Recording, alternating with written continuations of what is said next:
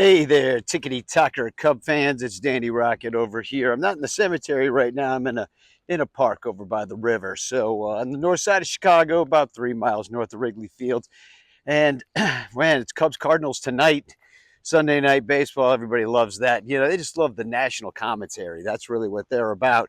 They love hearing from guys who just don't know what's happening with either one of the teams. They tell old war stories and focus on things like a kid umpire in the stands who's for some reason getting a lot of screen time these days. Yeah, no, I'm just kidding. Of course, everybody hates a national broadcast, but that's what you're going to get. And guess what else you're going to get as a national broadcast on the marquee broadcast, because that's state media at this point.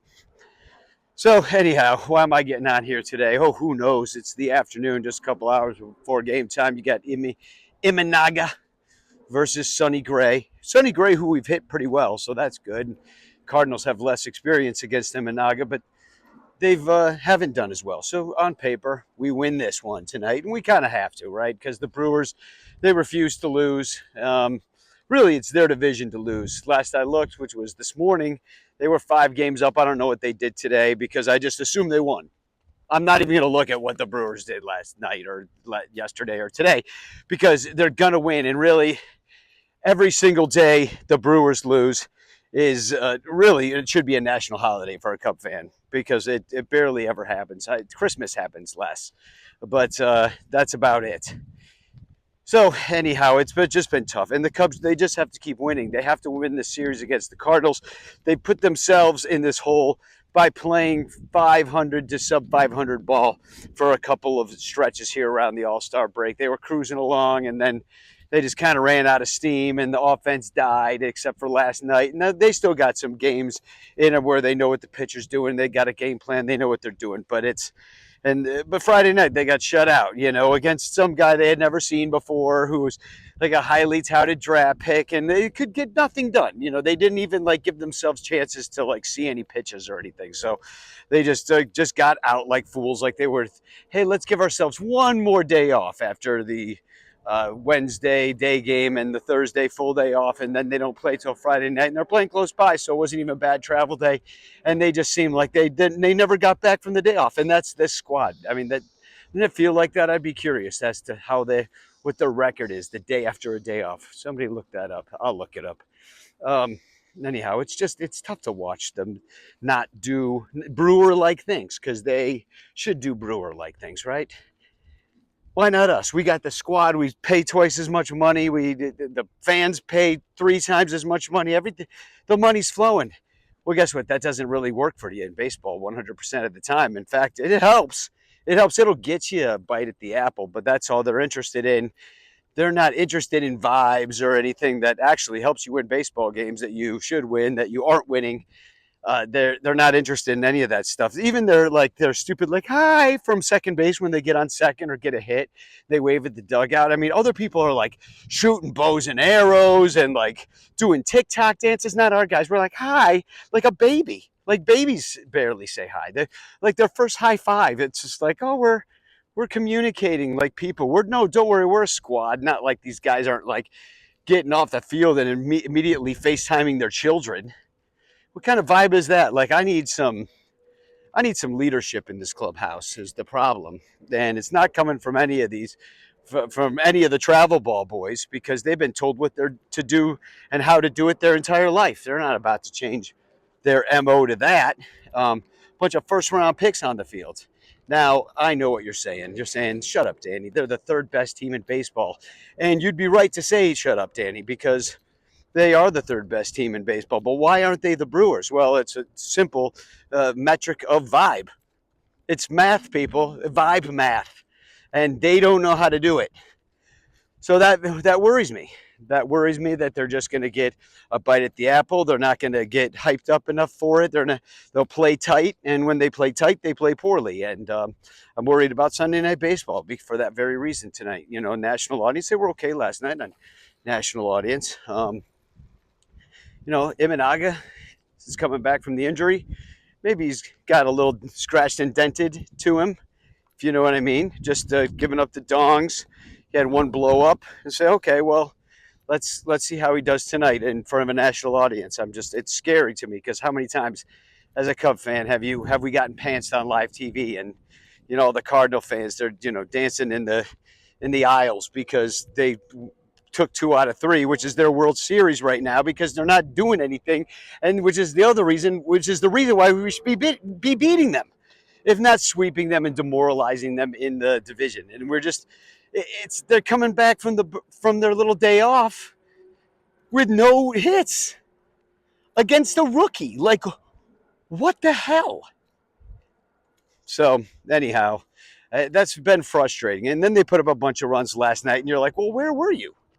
Took you 2 days to get back, I guess, and it's a long season. I get it, but it's a long season for everybody.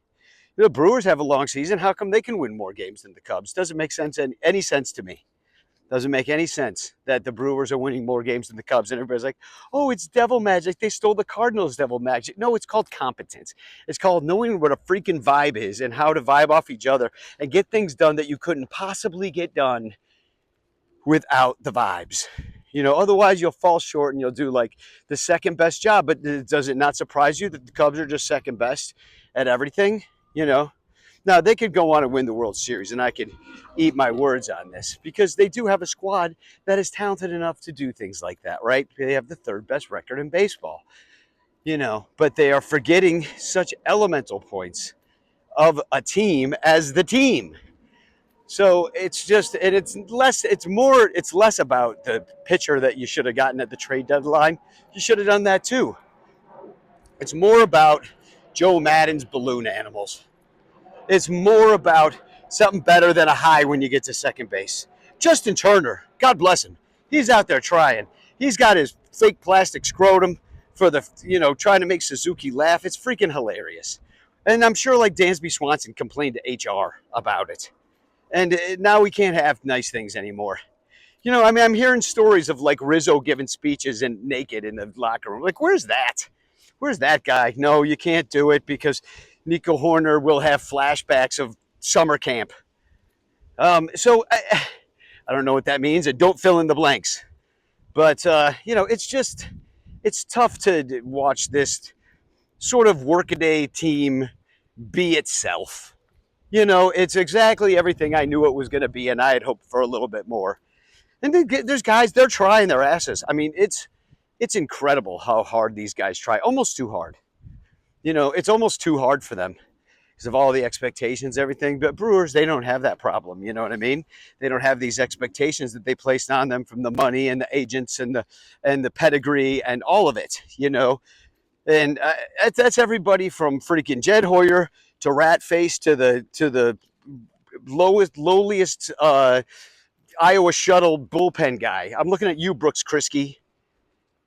These guys, they're all just, everything's got to be meticulously thought about in some sort of spreadsheet and laid out on the field to work. And when the chess pieces don't move the way that the game is playing, they don't know how to play. They don't know how to play with their own chess pieces. It's like everybody out there is playing checkers and the Cubs are playing chess, and you can't win at checkers when you're playing chess because you're too busy. You took too long to make the next move.